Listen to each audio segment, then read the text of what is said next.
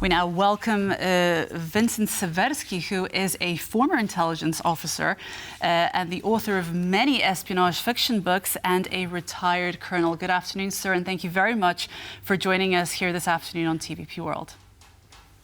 Good afternoon. So we'd like to begin by asking you, because you've been interviewed by many media outlets, you mentioned that the case of Thomas Schmidt, as it stands now with the information that we have, is a classic spy exfiltration process. Would you be able to just give us a little bit of context as to what that actually means for our viewers? It means that when we look at this person who was placed in the circles, the close circles of power, governmental circles. So it means that his access was very sensitive from intelligence point of view, especially from the eastern countries.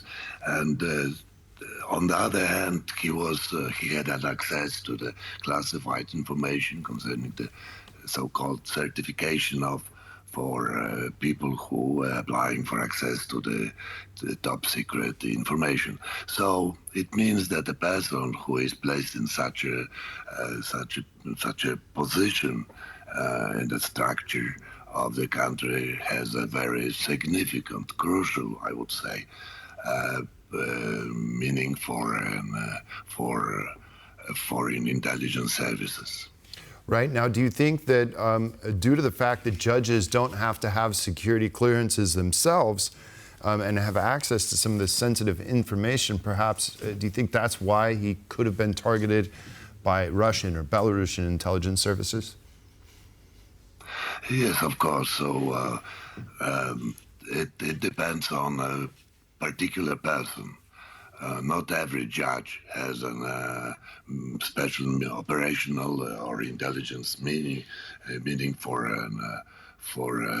services, but especially this person who had access to extremely sensitive information, personal data of the people who were in the beginning of the process refused to get an access because of some reasons, sensitive reasons. Such information passed then to the Russian intelligence is extremely interesting. It on the ground of such information, you can build, the base for a future recruitment of this person. So this is a very important and very interesting. I would like to have such information from the other side.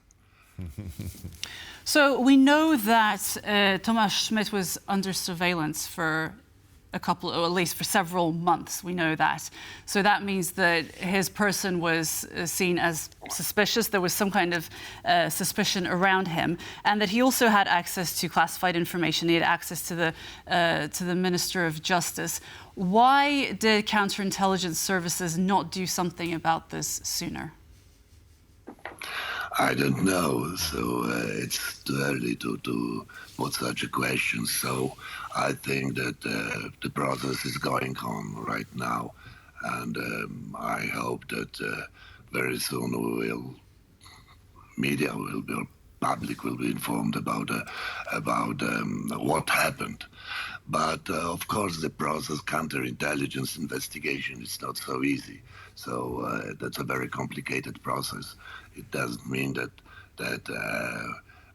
even in the beginning, if the person is under surveillance and under process, so that we can say in the beginning that we have the case which is with a person which is suspected of the cooperation with foreign intelligence. It's too early, but frankly speaking, I don't know. Well, Judge Schmidt will now be used for propaganda purposes in Belarus. We see that is already evident. So how long do you think that his value as a propaganda piece for either Russia or Belarus will continue? And what happens to his life after that? Oh, it's hard to say. I think that Mr. Schmidt from Vladivostok to Kaliningrad will be will be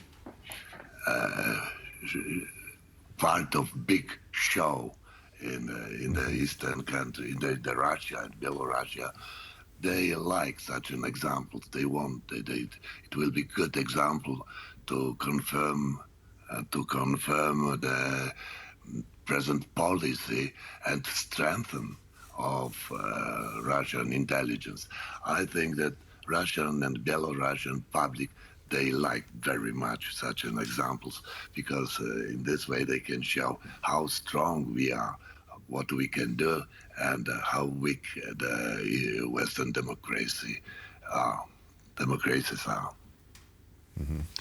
I'm going to just push you a little bit, because it's not every day that we get a former intelligence officer here on TVP World.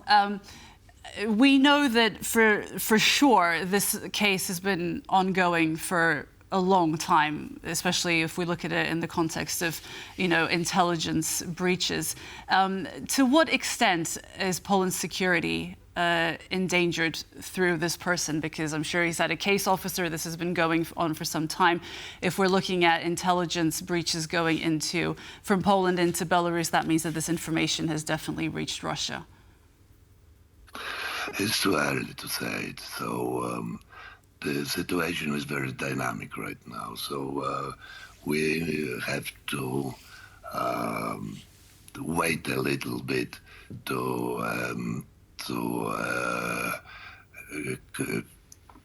look inside, to look inside into this case and implications for international and bilateral relations with Belarus or with Eastern countries. But for sure, for us, for security, for our country, for Poland, it's extremely important, because it shows that it's a real example that Eastern services are interfering into our security, and they are able to reach people from the very sensitive and the very high-ranking positions. Right. Well, we'll definitely wait for more details on this to emerge. Vincent Severski, we'd like to really thank you for joining us today and talking about this very important subject. Thank you, sir. Thank you very much.